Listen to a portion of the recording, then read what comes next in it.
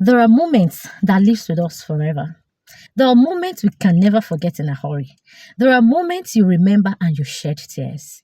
There are moments you remember you feel pains and hurts.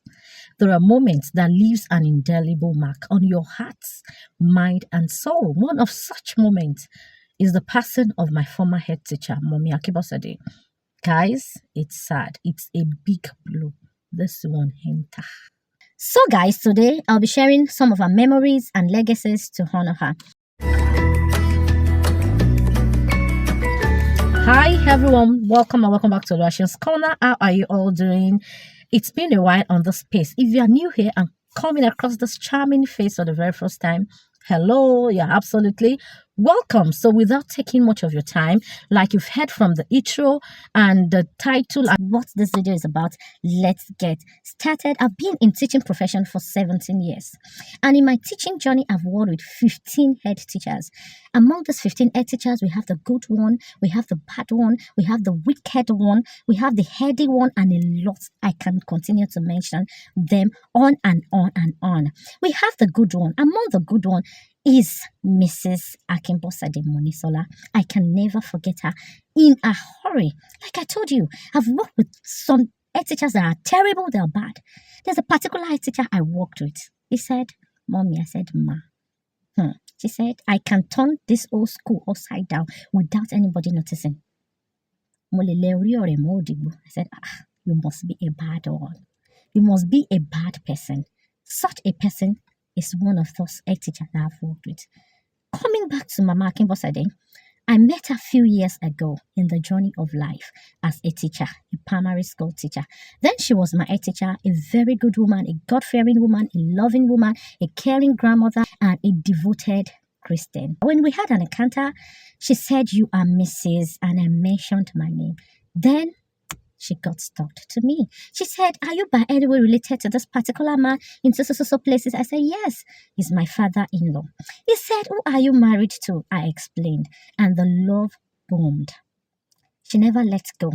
She was like, she's my daughter, Iyawomini. She's close to me. Babako is a nice person. Your father-in-law is a nice person. And we started romancing each other. I was very close to her.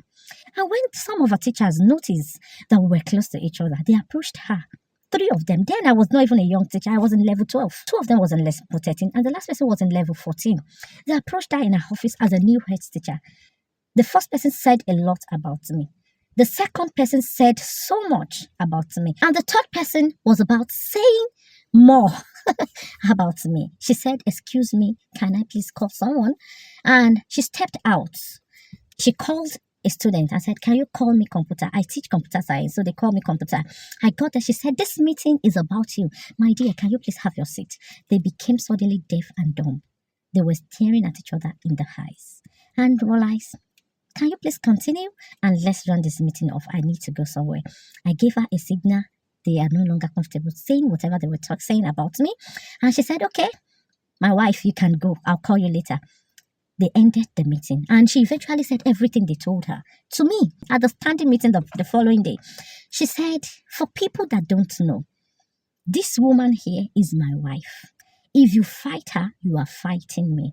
I love her. I love everything about her. She stands for truth. She represents honesty and all that. And so that was the kind of person she is. She's a God-fearing woman, like I said. She comes to school early, very early enough. On few cases, that is when I go to school before her. 6 something, she's in school. And the first thing she does, she moves around the whole compound, praying with her tambourine. And later, very hardworking a woman, take the puppies around to pick and all that. And during her tenure, her teacher, she was a peace-loving person. She ruled the school in unity, in love, and there was no form of disrespect from any teacher, no fights, no quarrel.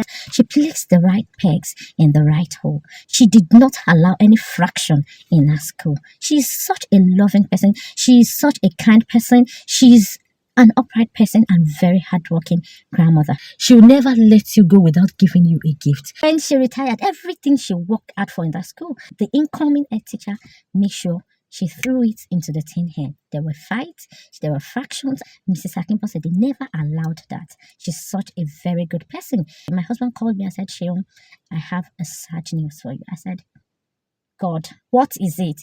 And she said, this one affects you a bit. And I'm like, my mind skipped. My heart jumped out of my mouth. I said, yes, the worst has happened. I started calling him. He said, don't worry, I am coming back home. When I get home, we'll talk about it. I couldn't hold it. I was disturbing. He said, Mrs. Akimbosede is dead. And I was like, no, it's not possible. I saw her on Sunday and I was like, what happened, Grandma? Where are you going? He said, I am not staying behind for the second service. We do attend the first service together. I said, I'm not staying behind for the second service. I am not feeling fine. And I said, what happened? She said, I have cough. Guys, if you are not feeling fine, no matter how minute the kind of sickness, not even headache, please don't joke with it. Go to the right channel and treat yourself. The last thing I heard was her death. Prior to that day that I saw her in church, she called me. She said, my wife. I said, ma. And she said, Sunday will be my birthday. My next birthday, I'll make sure you place it on YouTube. And I'm like, Grandma, he said, me on YouTube. All these things kept ringing in my memory. I got sick because it was a whole lot for me. We were very close. Life was life in me, and my mental state of it was everywhere and all that. I couldn't concentrate. It was terrible. And prior to that, we've lost someone that was close to us. And all these things was just here and there. I was dealing with all this in the past 1 month. So guys, let this video be an opener to everybody watching this video, to all the crazy bosses out there, to all the crazy head teachers there that don't believe that you will leave that office one day. These head teachers don't even believe that there is death. They don't believe they will die. They don't believe they will leave the office one day. I am telling you, calm down. Can your name speak for you? My husband's name has spoken for me in many ways. My father-in-law's name has spoken for me in many ways. My name has spoken for me in so many ways. Can your name speak for you as a retired head teacher or as a retired boss? Because you need to be mindful of your deed and actions. Your actions at times may send someone to an early grave. Your actions at times may hurt someone. Your actions, your utterances at times may put someone's marriage house in a jeopardy. And you know what I am talking about.